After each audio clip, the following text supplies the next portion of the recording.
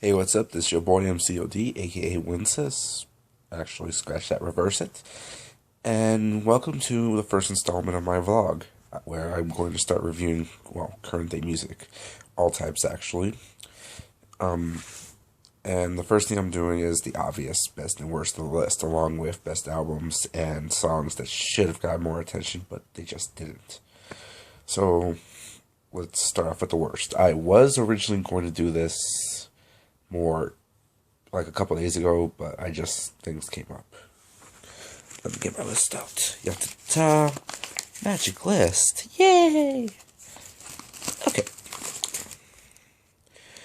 Okay, at number 10, most musicians slash critics can agree there is a limit between boring and bad. And the song I have at number 10 is just boring. I mean, I have heard many people complain that this song is just overplayed. It doesn't make any sense, and quite frankly, to me, the lyrics do not go with the actual tone of the song. At number 10 is Renegades by Ex-Ambassadors. Now, I can kind of get why they were going for like the indie rock movement. I mean, this year, let's see, we had that new Americana song that really went nowhere. You had Walk the Moon hit it big. You have 21 Pilots actually hitting top 40 with Stressed Out. But this song was the first that really just struck, and mostly just because of the chorus. Living like the Renegades, but the chorus does not match anything. It's just another boring acoustic guitar song from a group that has no actual message, and it's just dull. And the only reason it's popular is just because it was on a commercial. I think it was on a car commercial, like I really want to say Dodge or Jeep. And that's basically my only gripe with it. That's the reason it's not higher. It's boring. It's not bad. It's just boring. At number 9, Meghan Trainor. Where do you begin with her? Last year's All About That Bass, Lips Are Moving, which was actually a good song. And then, like many others this year, she just basically flopped. I mean, this year was basically the year of the flop. And Sheeran basically flopped with Photograph. Taylor Swift flopped with both Style and Wildest Dreams. Bieber flopped. One Direction flopped. Artists who you thought would be coming back, with the exception of Adele, mind you, have all flopped. But Meghan Trainor was the only one to actually come out with really bad, offensive music. And I'm going to start off with my number 9, which is Dear Future Husband. Now, you have her basically on the throne, basically playing the whole, oh, I'm the good one. If you don't like me for who I am, then you could just get the hell out of my life. But then all of a sudden she wants to try to take the driver's seat and be like, okay, you know what? If you're going to be my man, these are a few things you need to know. No, bitch. You already made all these demands in your previous songs about what you expect him to bring to the table. He needs to like you for your body. He needs to like you for your personality, which is the only reason why he'd be smashing it in the first place. But, you know what? I let him tell you that, and maybe the next album you could actually make a better breakup song than Taylor Swift. It's at least better than your attempt at a sex song, which leads to number 8. Her and Charlie Puth, or Puff, however the fuck you pronounce the name, with Marvin Gaye. Oh my God. I have not felt more uncomfortable listening to a song than that. It's like the original Marvin Gaye had a better message.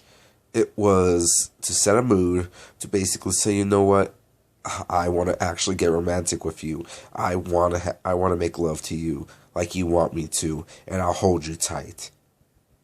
But both Charlie and Meghan basically missed the point, and the song basically is nothing more than that one song you play in the background of a one-night stand of someone who you think is going to be your future, but you already know you're probably never going to see them again. And it's like, don't get me wrong, the sound itself is better than Dear Future Husband, which, oh my god, the instrumental on Future Husband was annoying as fuck. But at least with Dear Future Husband, it still sticks with the personality. Marvin Gaye was not Meghan Trainor. It really wasn't. And Charlie, I know you could do better than this. But, you know what? Hopefully you have a better 2016. If not, 2015 was a pretty decent year for you. You'll be the next Kevin Rudolph. Or the next Jay Sean. And if anyone watching this video doesn't remember either or, don't feel bad. At number 7. Speaking of songs that really send a bad message than what it's originally supposed to, comes a song that basically came out this past summer as a feel-good song, but really it's just annoying as all hell. Or My's Cheerleader, Omi, or My, whatever.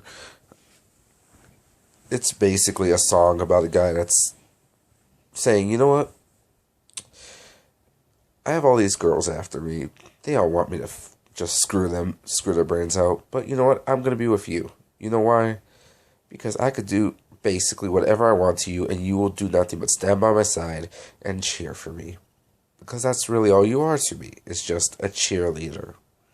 You are there to fulfill my fantasies of a little white girl in a skirt.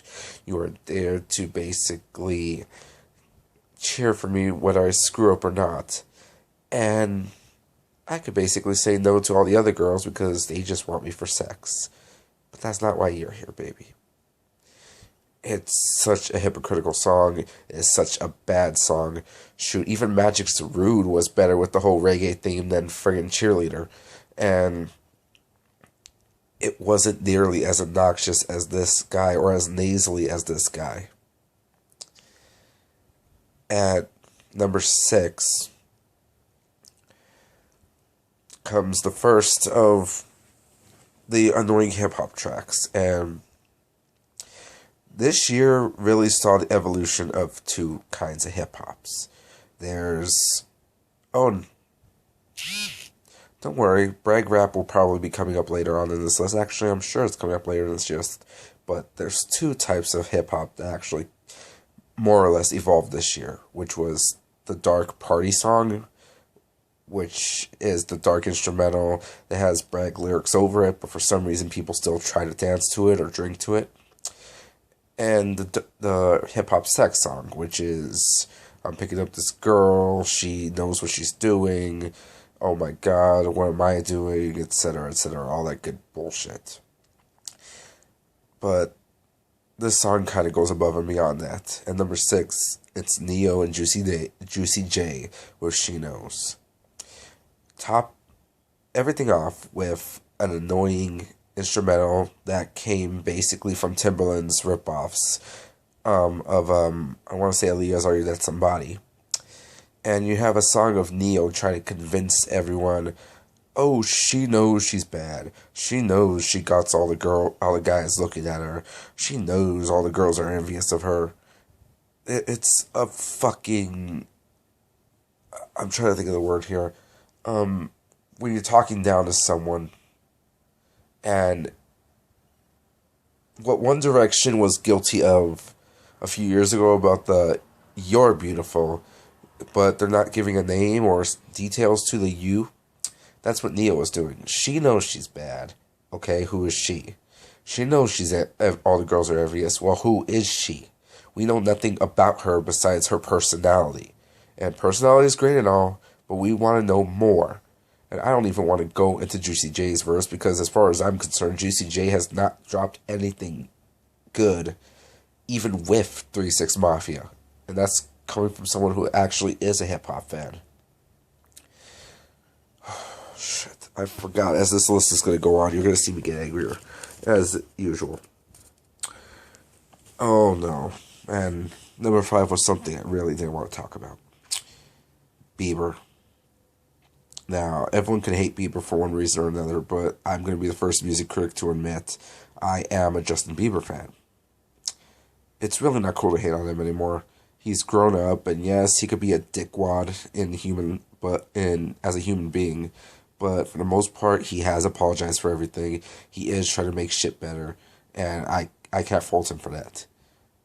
What I can fault him for is having crappy lyrics, which could fit in any song, mixed with crappy production, and mixed with a really, really bad message, especially being his first lead-off single.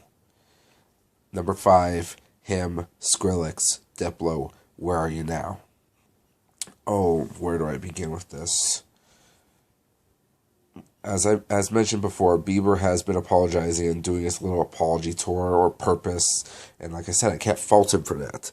But when your first single is basically Where Are You Now That I Need You, and you have nothing but an annoying Skrillex instrumental playing in your background,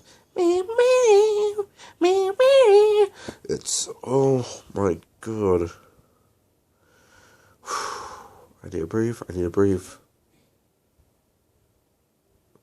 There's so much hypocrisy when it comes to Bieber, at least with this song. And again, this is coming from someone who likes Bieber. I was bumping Where Are You Now? I mean, what do you mean? I was bumping friggin' Sorry. And the last couple singles are just meh. Really, Sorry and What Do You Mean were the only two good ones, with Sorry being basically one of my favorite songs of the year.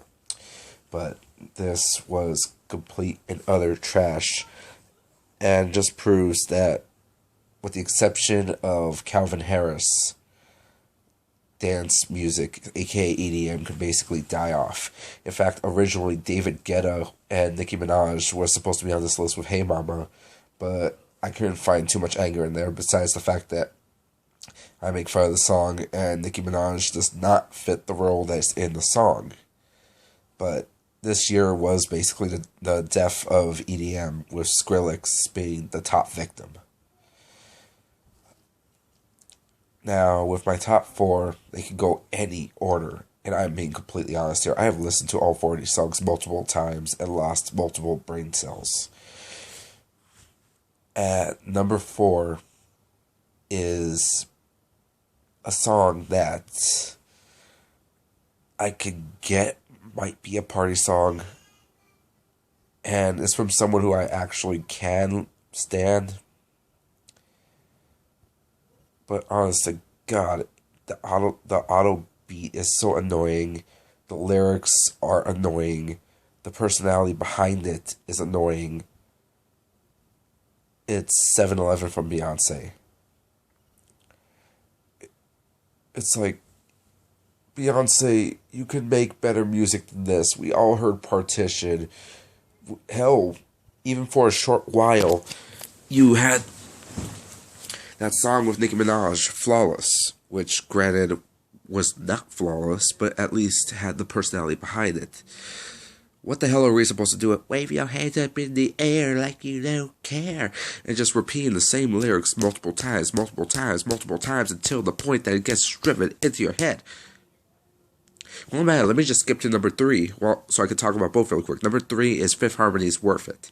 You could only hear, baby, I'm worth it. I'm worth it.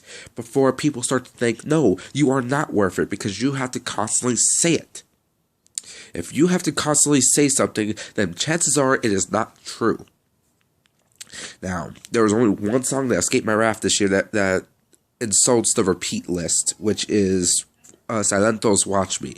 And that's only because of 2 reasons. 1, because of the fact it is nothing but a novelty song. So anyone who was trying to take that song seriously really needs to reevaluate their life, because it's such a silly song. It was not meant for the clubs. It was not meant for radio play. It was just meant for a silly dance movement, for silly vines that have no implications whatsoever. Both 7-Eleven and Worth It were actually airplay songs. We're both meant for clubs. We're both meant for quote-unquote women empowerment.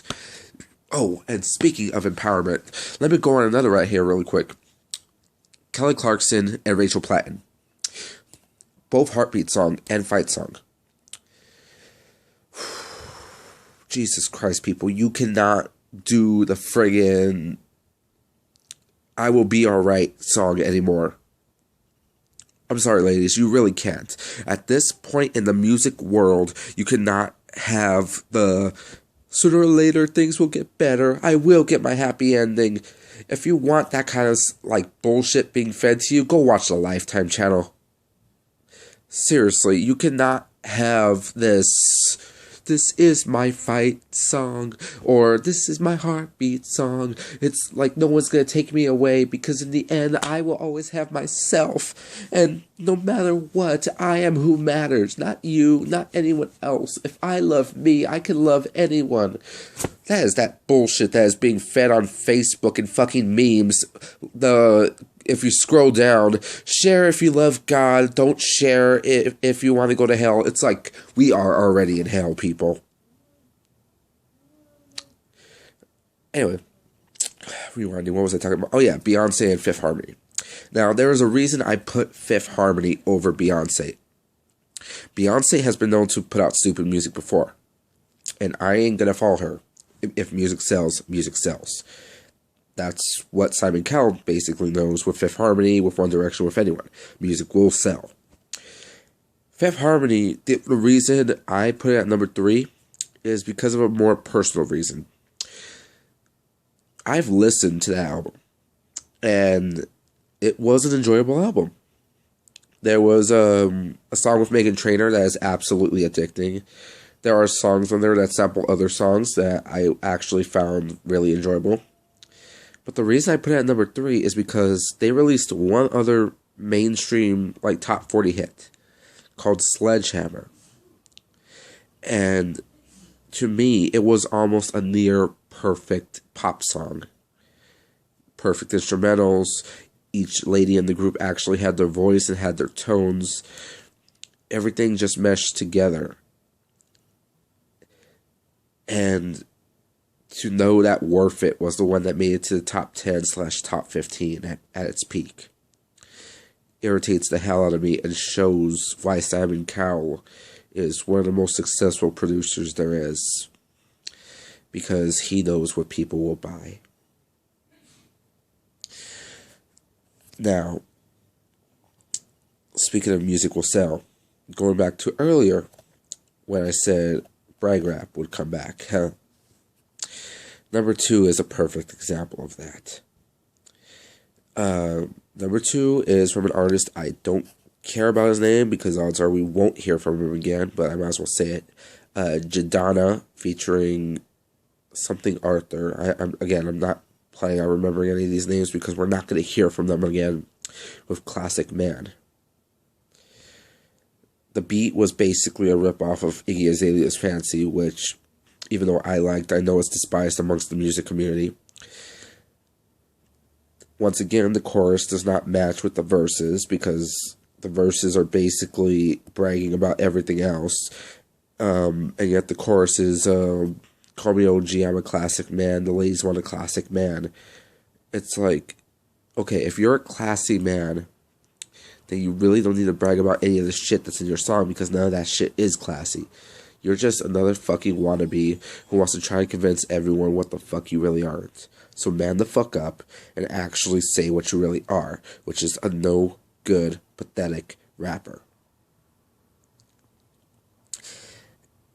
And at number 1, because I'm literally just getting super angry at this point, and my number 1 basically will take most of my vial.